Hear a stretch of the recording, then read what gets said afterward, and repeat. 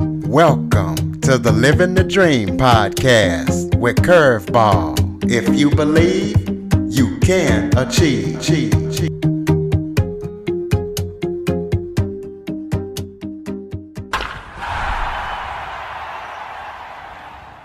Hello and welcome to another episode of Living the Dream with Curveball. I am your host, Curveball, and today I am joined by Fitz Kohler. She is a fitness expert, a professional race announcer, as well as an author. Fitz, thank you for joining me today. Thanks for having me, Curveball. Absolutely. Well, why don't you go ahead and start off by giving people some background on yourself, telling the audience anything you'd like us to know. Well, yeah, thanks. So I am a fitness expert. I've been teaching fitness for decades around the world. And, I do a variety of things that allows me to focus on one very narrow thing, which is helping folks live better and longer. And I do that in a variety of ways. First of all, I teach fitness via mass media. So I'm not the girl at the gym anymore or the personal trainer. Most of my efforts come on a microphone, TV, radio, books, magazines. I do a lot of corporate speaking and spokesperson work. So I've held stages for Disney, Oakley, Tropicana, Office Depot, you name it. I have bossed those people around, or I've taught fitness on their behalf. As well, I own a large before school walking running program, which is worldwide, called the Morning Mile. And that allows children to start their day in an active way with fun music, friends, and rewards. And so far, my morning milers have completed millions of miles, and I'm very proud of that. And I'm a professional race announcer. So we're probably going to get into the fact that I have a brand new book out called My Noisy Cancer Comeback. But besides just beating breast cancer, I am a professional race announcer, which means I host the start and finish lines of mostly massive running events, from the Los Angeles Marathon, Buffalo Marathon, Philadelphia, Big Sur Marathons, the DC Wonder Woman and Batman run series. So I make a lot of happy noise and support a lot of people in their efforts to get fit and stay strong. Well, we definitely will talk about your book, but let's talk about your fitness program. Is it more like a Weight Watchers, or is it more like how Richard Simmons used to be, or Jane Fonda? Neither, actually. And so I don't necessarily have a program. Now, I have a master's degree in exercise and sports sciences. So, really, what I am is an educator, and I take every opportunity I can to teach people how to eat the right amount of the right food for the size they want to be. I have it's called the exact formula for weight loss, but my philosophy of fitness comes without diets, pills, powders, supplements, those crazy wraps, or any other sort of snake oil. The reality with fitness is you have to watch what you put in your mouth. You got to move your body. You got to get some sleep, and you got to remove the cranky people. Other than that, fitness is not so complicated. And so I spend my days convincing people that becoming fit and healthy is a really good choice, and then teaching them how simply it can be accomplished. I like to make fitness understandable, attainable, and fun. So there really is no quote unquote signing up for my program. I, in fact, do not take money from the consumers. The only way people could give me money is to buy the book. Other than that, I give away my information and advice for free because I genuinely care about my fellow man. And then corporations pay my salary. So I am in a good position where I just get to take care of people and I get to tell them the truth. Whereas a lot of other people in the fitness industries are doing anything and saying anything and selling anything just to make an extra buck. What fueled your passion and got you started in the fitness industry? Long story short, I hurt my knee playing soccer. I got tackled, tore MCL, and a few other things. I started with rehab before surgery. My orthopedic doctor said, "Hey, go do a little bit of physical therapy. Let's see if we can get anything to heal before I go in with a knife." And during that process, I thought, wow, physical therapy. I like the gym atmosphere. I liked helping people. I really love the human body. I was only 14 at the time, but I started to um, lean towards, wow, this could be an interesting career choice. And then I had the surgery and I had, I don't know, 20 staples in my knee type thing. And my doctor took the staples out, sent me back down to physical therapy post surgery. And then that physical therapist started scratching away at my incision. And I thought, oh, that's disgusting. I would never want to touch anybody's incision. No, thank you. So, fortunately, when I was done with physical therapy, that therapist sent me to a gym. He said, you need to continue strength training or you're going to re injure your knee. And when I ended up at the gym, I really fell in love again with strength training. I started taking classes and thought, gee whiz, this is a lot of fun. And I was only 14 at the time, but I had a job at Cinnabon, if you know what that is, where they make these really rich, high calorie, delicious cinnamon buns. And, I enjoyed my minimum wage job that I had at the time, but my manager was really mean. And I think I quit Cinnabon, but I don't know if I don't think I was fired. I guess I quit. But I applied at the women's health club that I had been attending and working out at. And that manager said, have you ever taught fitness before? And I said, no, but I really love the human body. I've been learning a lot through physical therapy. I take lots of classes here. And he said, well, can you teach a class on Friday night? And this was Tuesday, and I had no training or whatever, but thankfully I'm a gamer. And I decided, yeah, sure, I'll give it a go. And so I taught that one class. It went really well. I was given some constructive criticism from the people in my class. This is what you could do better. And since then, I have taught fitness all around the world. I've taught on television. I've taught in every capacity. And the larger my audience, the better, because I truly crave helping massive amounts of people. So, yeah, it's been a very fulfilling career, and I'm certainly not done yet. I feel like I'm just scratching the surface. Well, let's talk about your children's program. What got you into that and made you want to start up something like that? Pretty You know, interesting. yeah, thank you. So when my kids were little, my son was 3, my daughter was 5. She had just entered kindergarten, and I kept hearing about o- other schools, the ones they did not attend, allowing their kids to run or walk before school. And some of the moms in our little play group had been bragging about, oh, Aiden ran before school and Susie ran before school. And I kept thinking, gee whiz, I wish my kids could do that. I wish my kids could do that. That sounds like a great way to start the day, get some exercise, turn on their brains, relieve some stress. And then my fitness professional, that light bulb went off, and I thought, gee whiz, I wish all kids could do this, not just mine.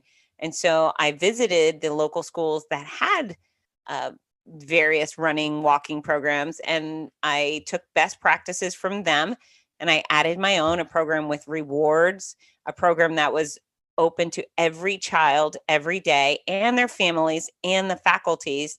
And then I added a system of rewards, and I got corporations to sponsor the program because, schools are often lacking in their budget and they're not likely to spend a lot of money on fitness. So, when I can get a local community partner to pay for the program, which includes equipment, then the school can open it up to all of their students for free. Nobody gets excluded, and we really see a lot of reward that way. And the corporation gets to have a little banner with their logo on it on the field, which I think is a fair exchange for the contribution. Now, where are these programs located? Are they in every state or just certain cities and states or certain, countries or That's a where? great that's a great question. So I'm in 4 countries. The majority are in the United States, but I do have programs in Canada, Japan, and Grand Cayman.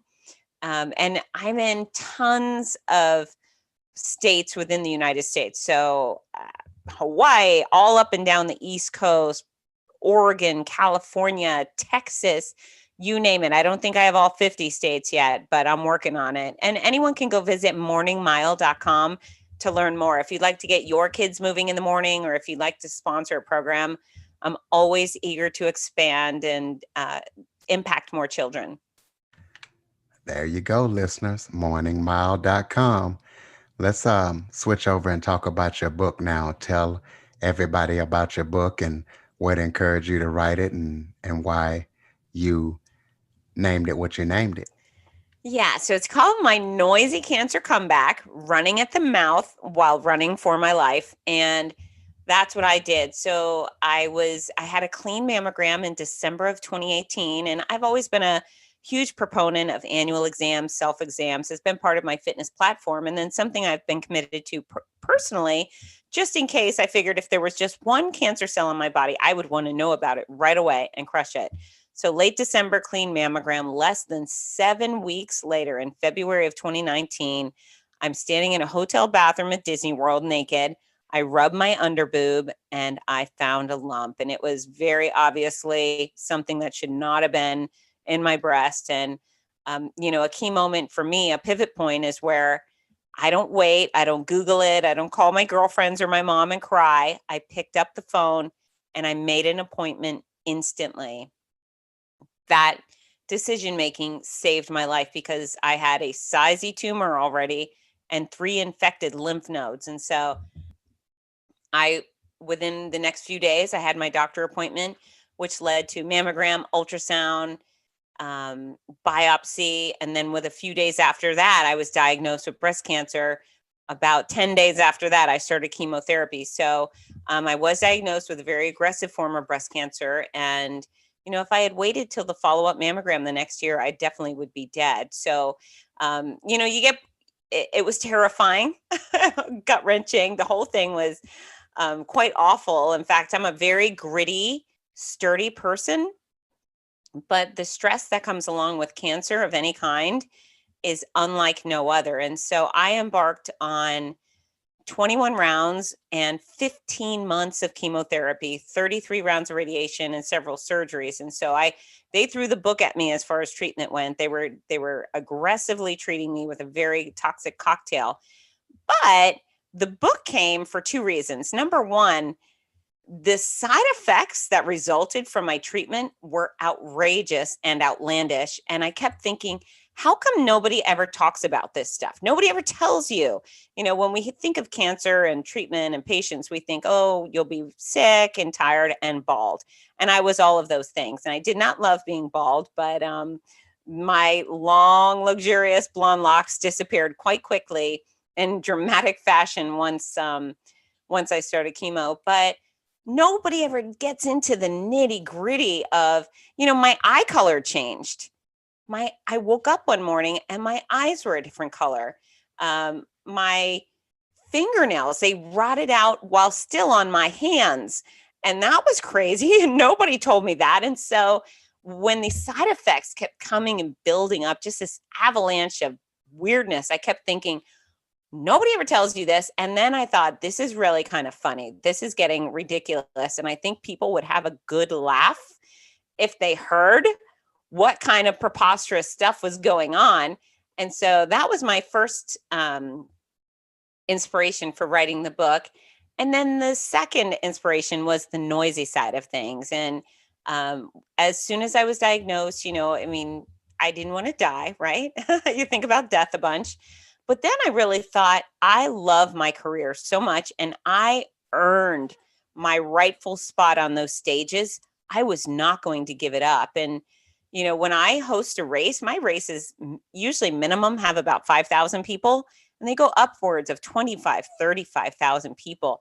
It's a epic experience to be the ringleader of that sport. And so I wasn't going to give it up. And I committed before my treatment began to not giving up my races, which meant once chemo started and I got incredibly sick and I was dazed and confused, bald and glossy eyed, I got on 22 different flights to fly all over the United States announcing these extraordinary events. And I think I hosted about 500,000 people live that year. But the things I did to stay up on my feet while I was being treated got pretty wacky. I mean, I would fly from Florida to California or New York, and I would get off the plane, and then I would be shuttled straight to a place to get IV fluids. Um, I could have called the book Adventures in Breast Cancer. It was dramatic and it was exciting and it was scary and sad at some points, but I think overall very funny. and hopefully a little bit of inspiration for somebody else going through hard times that, if they have good perspective and they pick their passion properly or include their passions within their life, no matter what's going on, then um, they can have a better experience while fighting to survive. Does that make sense? It makes perfect sense. And speaking of those epic races, let's talk about those races. Being a professional race announcer, tell us about your experience and just what it was like, and how did you get into that? So I started race announcing about in 2014, I believe. I had been teaching strength training clinics at races across the country. In fact, I was at Disney World. They have an endurance series called Run Disney. And I was basically their fitness expert. And I would show up for race weekends and I would teach these clinics on, staying strong and flexible besides just running. And so they had an extraordinary announcer, Rudy Novotny, his nickname is the voice of America's marathons. He's got this big, booming voice and a bigger personality, very charismatic. And he was always introducing me when it was my turn to speak. And, he thought I was a fantastic presenter and he kept complimenting me on my clinics and wow, you're so engaging, you're so much fun, and your audiences love you, blah, blah, blah. And so finally he said, hey, I need a co host for a race in California, the Orange County Marathon. Are you interested? And I said, sure, I've never done that before, but I'd love to give it a go. And teaching to the masses was not unique to me. Race announcing specifically was unique, but it was funny because I believe that first race weekend, the morning of the marathon, we had 15,000 athletes. And so Rudy and I worked together seamlessly for the first hour as we were welcoming athletes as they arrived, getting them informed about the course they were going to conquer, and then plugging sponsors and just bantering, just having really fun, happy conversation that was keeping our athletes engaged. But when you have a race that size, quite often we break them into smaller corrals to thin out the crowd on the course, just so people aren't tripping over each other. So maybe we'll release 1,000 people at a time instead of saying go and having 15,000 people take off. So Rudy and I were together for the first two corrals. He yelled go, and then he needed to get in a car and drive to the finish line so he would be there to greet some of our fastest athletes. And I was left alone with 13,000 people. And so I was prepared for it, but when Rudy said, all right, I'm headed out, it's all you, and I turn around and there was me versus 13,000 people, I did have that 1 second of, uh-oh, what's this going to be like? But my good nature kicked in, and so did my communication skills. And we had so much fun that morning. I think it took me about, I don't know, 30, 40 minutes between waves to yell go and send the other 13,000 athletes off. And it was so much fun. And I really felt a strong connection with these folks because, as a fitness instructor, or I have to work hard to convince people that exercising and eating right is a good idea. But on race day, I don't have to convince anybody of anything. I literally am handed 5, 10, 25,000 people who have already decided exercise is a good idea. They're going to pay for it, train for it. They're going to show up and go do whatever distance, whether it's a 5K or a marathon distance. These are people that are already sold on physical activity. And my job is just to get them engaged, informed, and entertain them. And we have a blast. So that first experience was wonderful. Within an hour of yelling go for the first time, the race director came over and asked if I would come back the next year. So I was rehired. And then within a few months, I had already booked a handful of other events.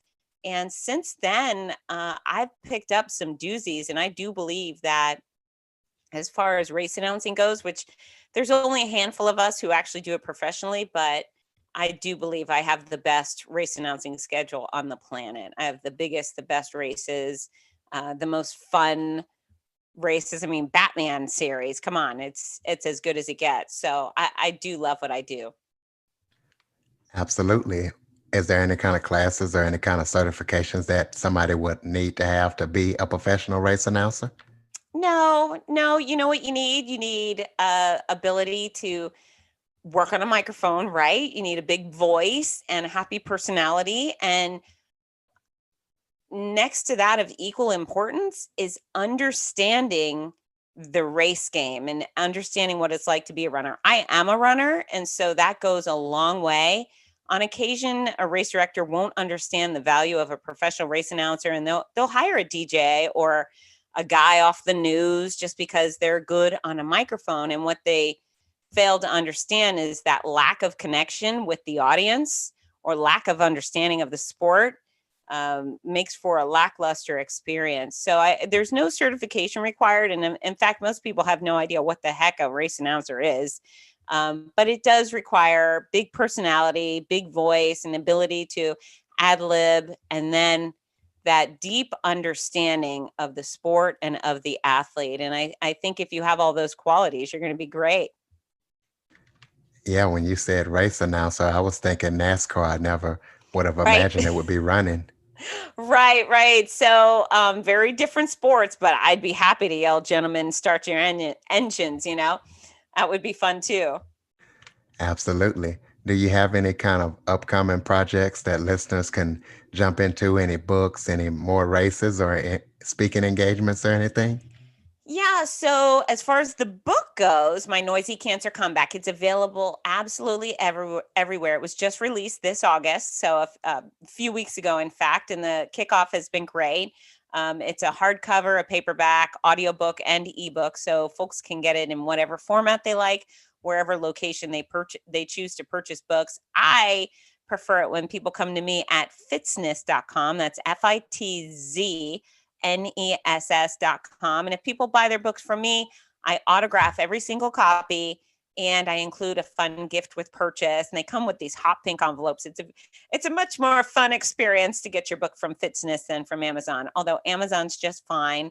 Many of my races have been canceled this year for obvious reasons, but in 2021, things look like they're going to be kicking back off again. So my race schedule is always available at fitzness.com and on my social media channels. I am at Fitzness on Instagram, Facebook, YouTube. And I certainly love it when people connect with me. And, I'm sure just like you, Curveball, I love making new friends and keeping in contact with my audience. Absolutely. Is there anything else that we haven't talked about that you would like to touch on? You know what? Just as far as the benefit of our audience, I would like them to be reminded that they have complete control over their own health. There's a couple of things that we can't avoid. There's some genetic factors, but for the most part, when it comes to our weight, our athleticism, our fitness level, nobody ever creeps into our bed at night and shoves food in our mouth, right? While we're sleeping. We make those choices with consumption. And it's really important that you feed your body wisely. You don't have to be perfect, but you do have to make good choices more often than not. I definitely encourage folks to go to fitzness.com and look at the exact formula for weight loss. Exercise. You don't have to run a marathon, but you do have to do something. If you go out and make a concerted effort to get sweaty most days of the week, you're going to be far more likely to live long and live well than if you hadn't. And, those annual exams and those self exams mean everything. So squeeze your stuff. You got to make your appointments. The doctor also isn't going to creep into your bed at night and look around to see if anything is wrong with you. You need to bring your body into the doctor and let them check underneath the hood. That's kind of what those annual exams are for, is for them to explore and see, inside and outside, if you are healthy. And if not, make some moves to remedy those situations. But yeah, you got to show up and you got to squeeze your stuff. Those annual exams matter, but being familiar with your own body, I say, ladies, they're your hands, they're your breasts. You put your hand in your shirt and you cop a feel. And much like me, if you find something, you got to report it right away. You can't be an ostrich and put your head in the sand. Guys, you've got testes, you put your hands in your pants, you squeeze your stuff. And if you find a lump, you report it.